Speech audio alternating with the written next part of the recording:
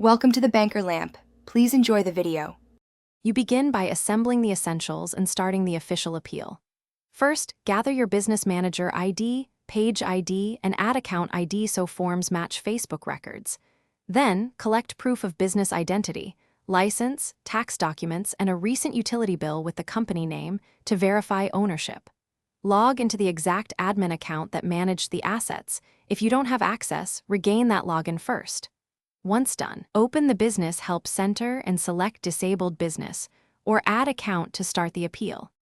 Next, you fill out the appeal and identity verification forms with precision.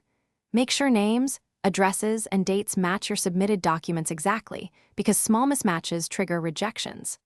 Upload high-resolution scans or photos and label each file so reviewers can quickly identify documents. In the explanation box, state what triggered the disablement, the corrective steps you've taken, and provide a direct contact email and phone. Once submitted, note the confirmation ID and expect an initial automated response within days. Finally, you complete follow-up and know how to troubleshoot if needed. Monitor your email and business manager support inbox daily. Facebook often requests clarifications and will pause resolution without a prompt reply. If the appeal is denied, request a manual review and immediately submit any missing evidence or clearer documents. Keep a timeline and copies of every submission, and if responses stall, escalate with the case ID through live chat or support channels.